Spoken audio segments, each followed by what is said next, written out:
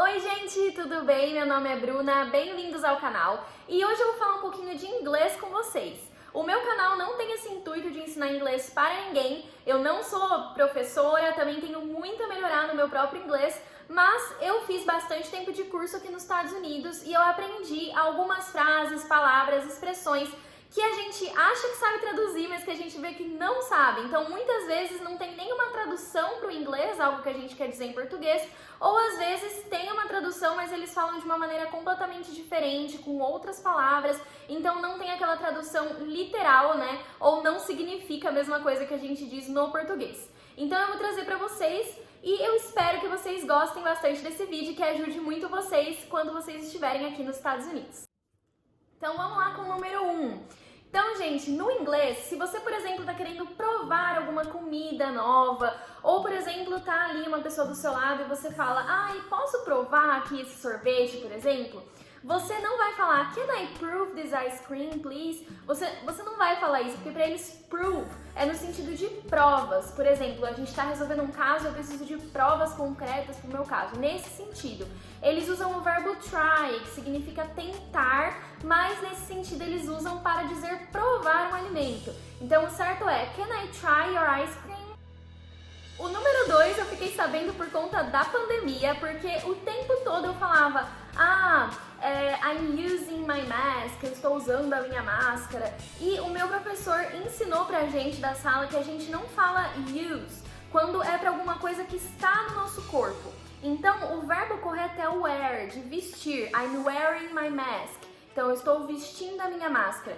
E é muito estranho pra gente, porque, por exemplo, se você quer falar, eu tô usando perfume, né? A gente fala, às vezes, isso no português.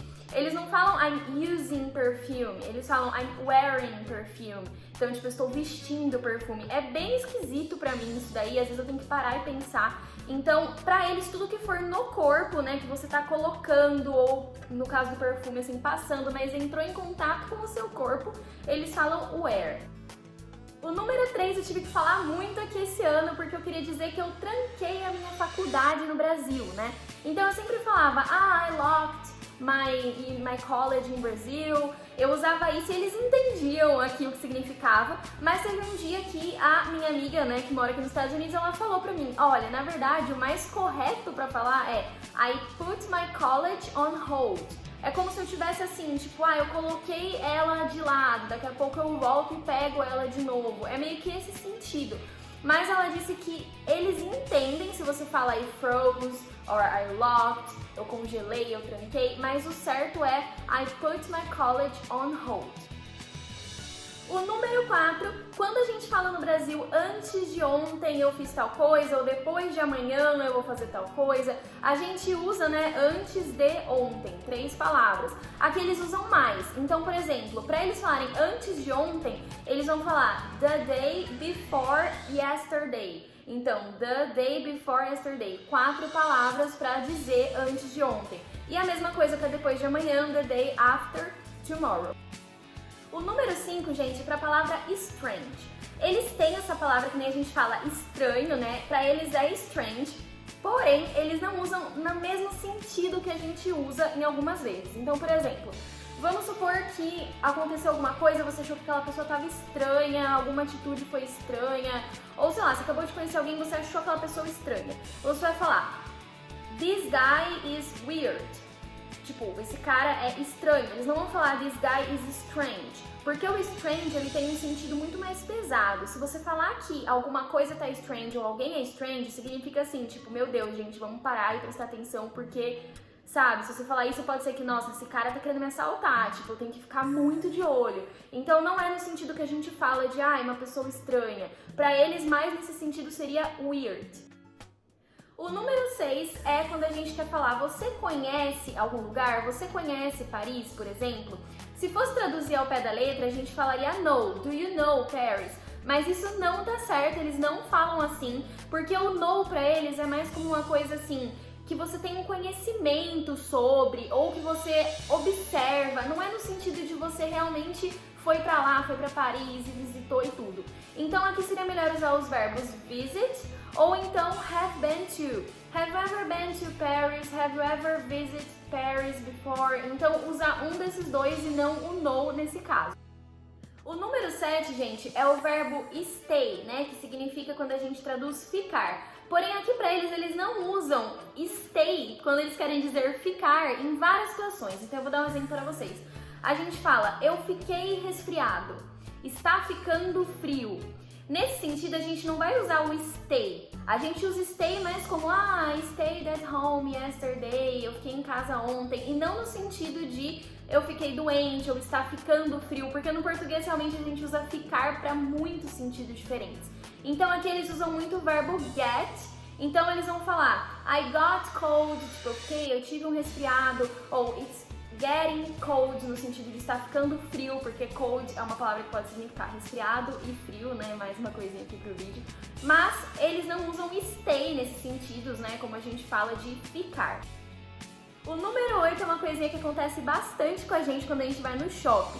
Então, quando a gente tá numa loja e a gente não quer comprar nada, a gente fala assim, eu só tô olhando, né? Se vem uma vendedora e fala, você precisa de ajuda, você fala, eu só tô olhando. Aqui você não vai traduzir e dizer, I'm looking. Você pode dizer, eles vão entender, tipo, I'm just looking, tudo bem.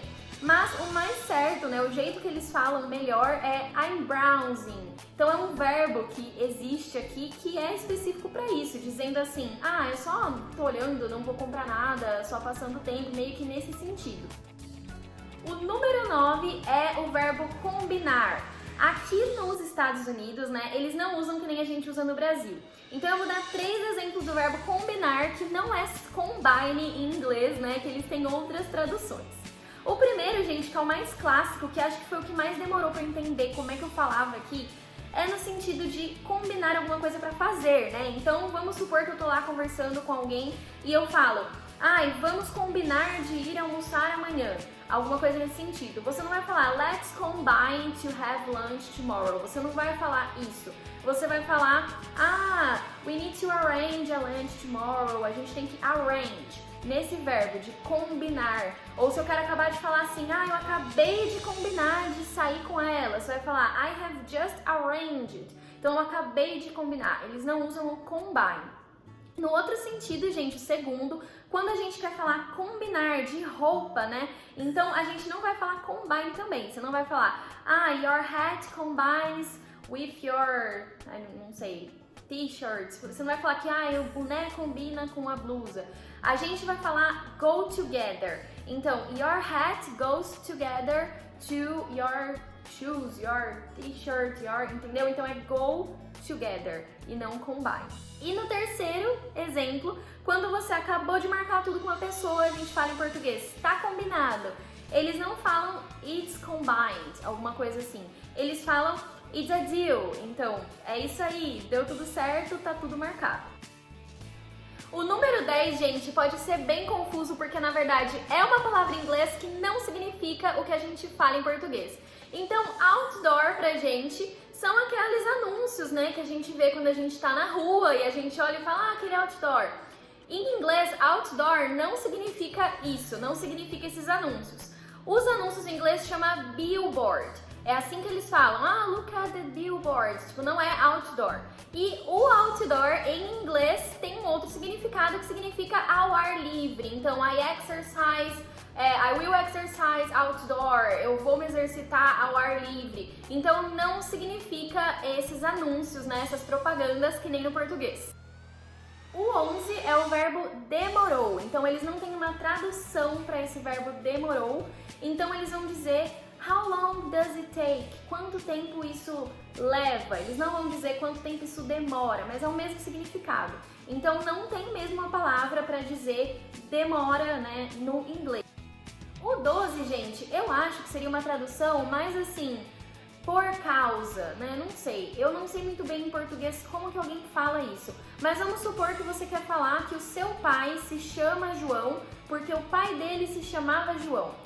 Em inglês, a gente fala, my father was named after his father. Então, esse named after, que significa, né, por causa do pai dele, ou não sei, eu não sei mesmo como seria isso em português, mas aqui tem essas duas palavrinhas, named after, que significa como se fosse, homenageado devido ao pai, por isso que tem o mesmo nome, nesse sentido. Número 13, cara de pau. Como é que fala isso em inglês? Não é traduzindo literalmente, eles têm uma outra forma de falar. Então vamos supor que você quer falar, ele teve a cara de pau de falar isso. Em inglês, eles dizem, this guy, né, this man, had the nerve to say this. Ele teve a cara de pau de falar isso. O 14 é do nada. Como que eles falam isso, né, no inglês? Não é from nothing, não existe, né, não é nesse sentido. Então é uma expressão que eu gosto bastante, que é out of the blue. Então se você quer dizer, por exemplo, eles terminaram do nada, você diria they broke up out of the blue. Então, de repente, ninguém sabe o que aconteceu, foi do nada. O 15 é a expressão que a gente usa no português de longe demais, você foi longe demais em alguma coisa. Eu acho que se você falasse, too far, tipo, muito longe, eu acho que eles até entenderiam se você tentasse explicar, mas aqui eles usam uma outra expressãozinha. Então, longe demais significa you crossed the line. Então, você cruzou a linha, né? Como se tivesse uma linha e aquele é o limite até onde você pode ir e você cruzou essa linha. Então, você foi longe demais. 16 é uma que eu acho bem engraçadinha. Em português a gente usa bastante a expressão essa foi a gota d'água. E não é traduzindo, né, literalmente, this is the last drop of water. Não é assim que eles falam. Então, ao invés deles falarem isso foi a última gota d'água, eles falam esse foi o último canudo. Então eu acho isso muito engraçado. Eles falam this is the last straw, essa é a gota d'água, né? No sentido deles que seria canudo. Mas enfim, não traduzam essa, né? Coloquem como straw, como canudo, porque é assim que eles falam, querem dizer a mesma expressão. 17 é o famoso puxa-saco. Então você não vai falar, por exemplo, esse cara está sempre puxando o saco do chefe dele. A gente não vai traduzir dizendo, this guy is always pulling the bag of his boss. Não tem nada a ver, então não é traduzível essa expressão. Eles usam butter up. Butter, que é manteiga em inglês, e aí eles dizem assim, this guy is always buttering up his boss. Ele está sempre como se fosse passando manteiga no chefe dele, que é o nosso puxa-saco. O 18 é uma expressãozinha bem famosa no Brasil, em que a gente fala estar no lugar dele, né? Eu não gostaria de estar no lugar dele. Aqui no inglês não vai ser I wouldn't like to be in his place. Eles não falam place e sim shoes, então nos sapatos dele. Então, em inglês seria I wouldn't like to be in his shoes. Nos sapatos dele, mas tendo o mesmo significado. O 19 é quando a gente tem um roxo. Então, você bateu a perna, ficou com um roxo. Pra começar, que na verdade eles nem vão falar purple, eles falam black. Então, eles já falam diferente a cor. Mas a expressão que fala de eu tenho um roxo, eles usam a palavra bruise. Então, I have a bruise. E o bruise pode ser tanto como um substantivo, como nessa frase, né? Eu tenho um roxo, mas também pode ser um verbo. Então, I bruised my leg.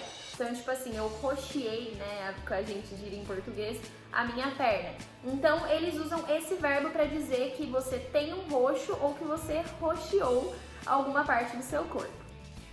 Número 20, quando a gente quer falar em português que uma coisa é muito cara, a gente usa muito aquela expressão de nossa, isso me custou um rim. Aqui eles não falam rim, e sim um braço e uma perna. Então eles vão dizer it costs me an arm and a leg. Então um braço e uma perna. E não um rim, que aqui em inglês seria kidney. O número 21, que é como a gente fala em português, eu sou muito friorento, eu sou muito calorenta, calorento. Essa palavra, essas duas palavras não existem no inglês. Então, de uma forma bem mais simples e mais fácil, seria I'm always cold, se você quer dizer que você é friorento, ou I'm always hot, se você quer dizer que você é calorento. O 22, gente, é o famoso pé no chão. Então eles não vão traduzir em foot on the floor aqui pra dizer que você colocou o pé no chão. Tipo assim, vi que realmente não ia dar pra fazer tal coisa, eu tava me iludindo, tava sonhando muito. Então, por exemplo, se você quer dizer que eu estava muito animado com alguma coisa, mas alguma situação aconteceu e com ela eu tive que colocar o pé no chão, né? Eu vi que na verdade não ia dar certo, eu coloquei o pé no chão. Em inglês a gente diria I was excited about it, but some situation brought me down to earth. Me colocou, né, de volta na terra, meio que nesse sentido e fez eu parar de viajar. O número 23 é o underline, então é que nem quando eu tava falando pra vocês de outdoor, né? Palavras que a gente acha que eles usam igual nos Estados Unidos. Mas não, underline aqui nos Estados Unidos é underscore. Então eu já falei underline algumas vezes e a pessoa ficou tipo, o quê? É underscore, eles não falam underline. O 24 é quando a gente quer um chip de celular, então, né, todo mundo que vem pra cá, mesmo às vezes quando vem só passar alguns dias, acaba pegando um chip americano, né, pra poder ter internet e tudo.